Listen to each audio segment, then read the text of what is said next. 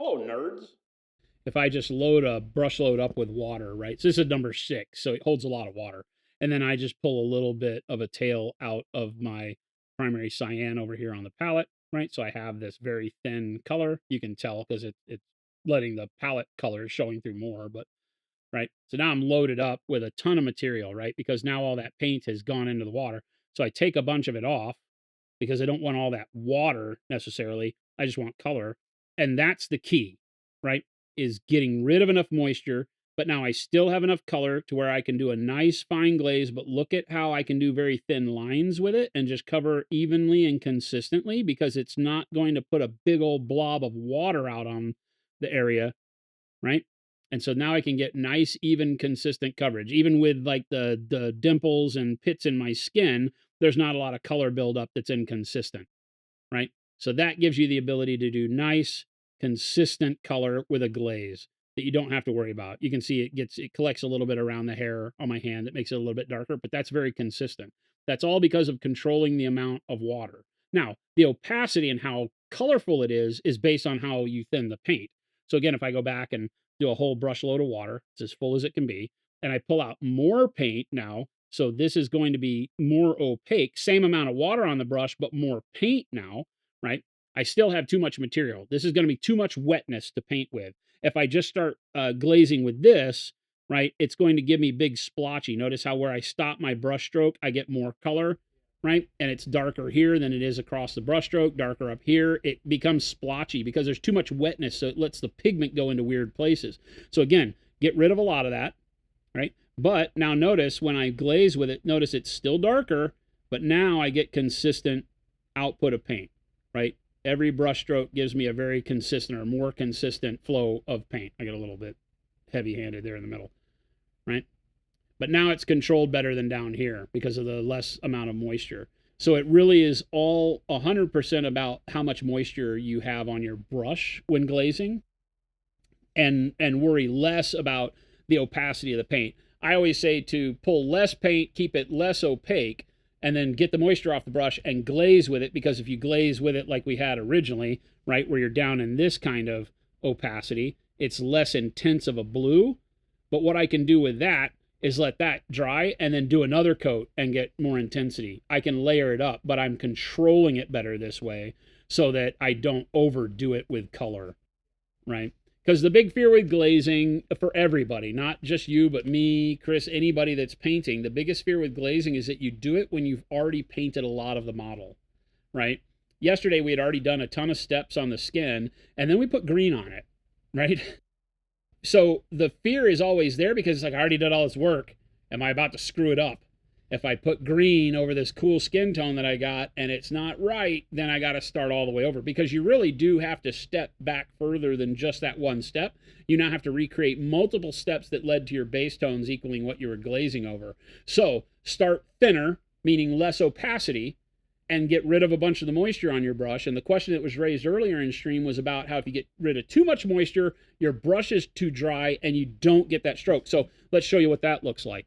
Again, if I load up and I grab some thin paint, and let's say I'm just going to do it on my paper towel here, right? So rather than on my thumb, I'm going to take my paper towel. And if I wick the moisture off on my paper towel, now I go to glaze. Now look how I'm not getting a consistent amount of blue. There's some that'll build up there, right? It builds up a little bit in this area, but it's not consistent.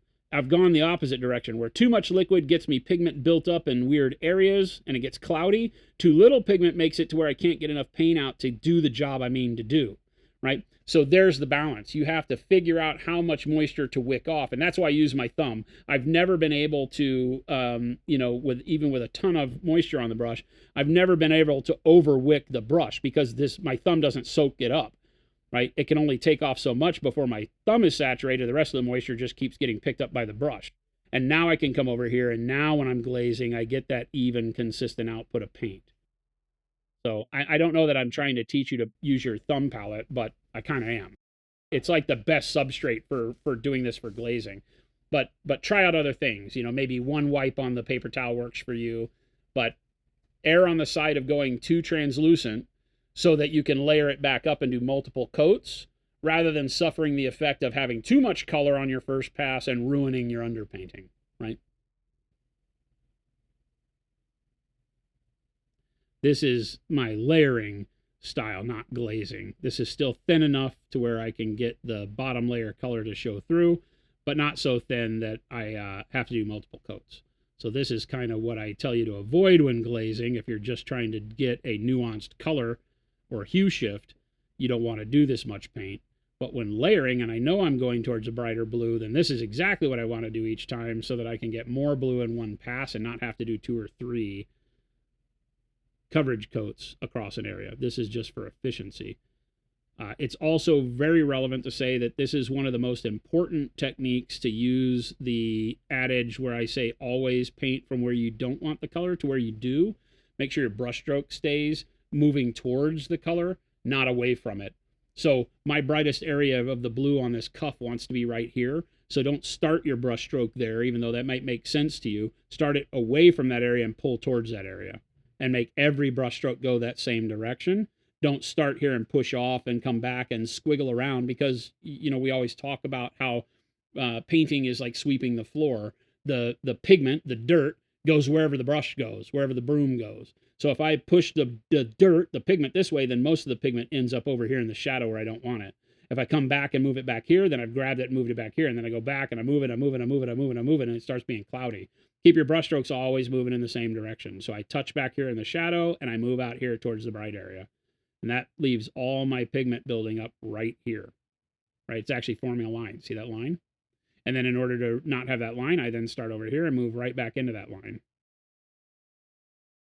It's so important because you get the color in the wrong place if you don't do it this way. You lose your contrast easily if you're not putting your vibrant colors where they need to go. Imagine if so like the bright spot of this lapel, it wants to be right here, right? But if I start here and start moving pigment down towards the other side of this flap, then the pigment builds up down here where I want it darker. So instead I start where it's dark and move the pigment up to the top. That way my brightness starts building up along here where I want it. Then I do the same thing from underneath. Start moving from the shadow up to the top. And I wind up getting the pigment building up right there. And that's always what I'm thinking about. Train your brain to always do this. Stop the brush at the spot where that color wants to be the brightest. Start it away from the color where you want it and move it, and make sure when your brush stroke stops, it should always stop where you want the color that's on the brush to be the brightest. Just train your brain that way and do it no matter what you're doing. Right? That is one of the single most important brush control aspects of painting that nobody ever talks about. Right? Some people don't even know it. I've watched tremendous Golden Demon, Slayer Sword award-winning paintings that don't know this. They just get lucky. They just are the kind of painters that go back and forth and build up shadow. They have to repaint their contrast all the time because they get too much brightness in the shadows because they've moved their brush strokes there inadvertently. And so then they go back and paint darker colors over it, which isn't bad. It's just you can avoid a lot of that in the beginning and build your contrast and volumes up correctly if you just start with your brushstroke pushing pigment where it's supposed to be. Notice how when I did that over here, look at how much darker it is over here on this side of the cup and how much brighter it is on this side where we built our pigment up. So all of my blend is already starting to work without me having to do anything except move the brush in the right direction. And then just keep repeating that, layer after layer, until you get the brightness where you want it.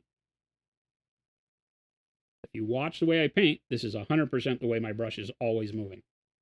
I'm using disgusting Arizona tap water. I say, Viva la tap.